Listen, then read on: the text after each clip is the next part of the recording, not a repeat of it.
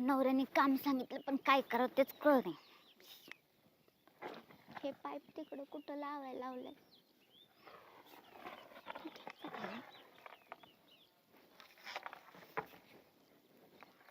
उचलायचं आलं पाहिजे. कच उचलायचं आता. घ्या तिकडं. कुठं गेला नवरा काय माहिती.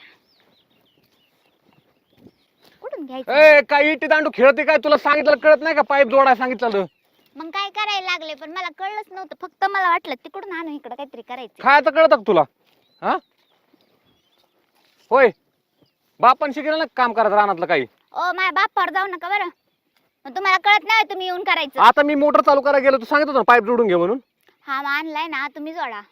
जा घरी घेऊन तू. या माझ्या घरी नेऊन काय करू? जरा डोक्यात मंद आहे का जरा तू? का हो तुम्हाला काही बोललं तरी मला का वरडत असताय? तुम्हाला करता येत नाही का? अरे मग तुला नुसतं पाईपच जोडा सांगितलं होता ना, मग हा, तेवढं आणत पण होते ना. अरे आणत होता का? तिकडे पाणी खाली गेल्या आणायची होती का रे तू? मला सगळं कळत मीच नाही करत. तुम्ही काय म्हणलो.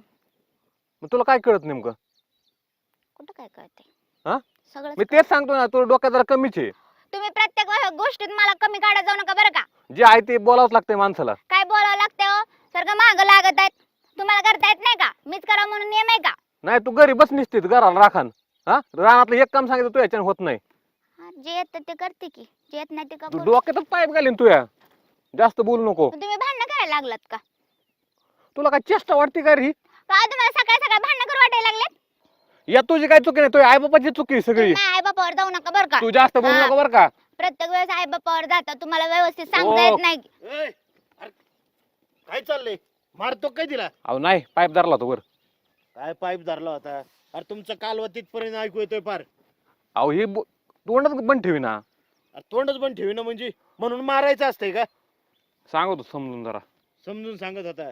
अरे येत नसन तिला, ती काय गडी माणूस आहे का? नीट एकदा दाखवून दे काय काम करायचंय काय नाही.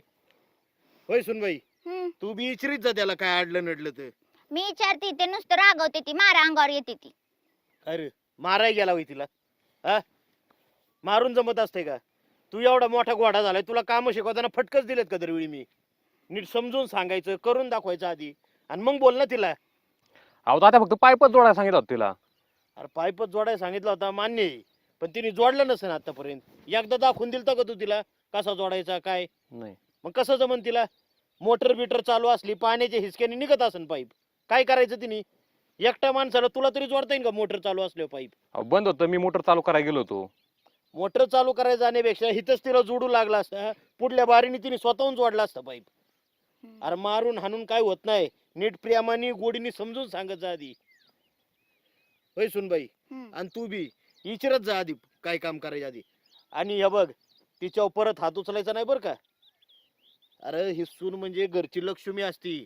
बाहेर तिचं घर सोडून ती आपल्या घरी राहायला आली, आता आपल्या घराचा सगळा कारभार बघणारी, आणि तुम्ही तिला अशी पायतानागत वागणूक देता होय? हाणताय जोडताय, वाटेव पडली का ती?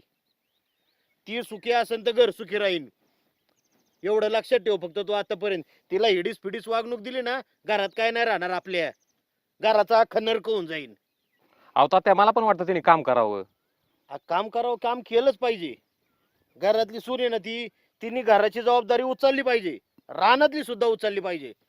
आणि तू एकटा किती आदबला तरी काय उपयोग नाही. तिचा हातभार असेल तरच तुमच्या शेतीला प्रगती आहे.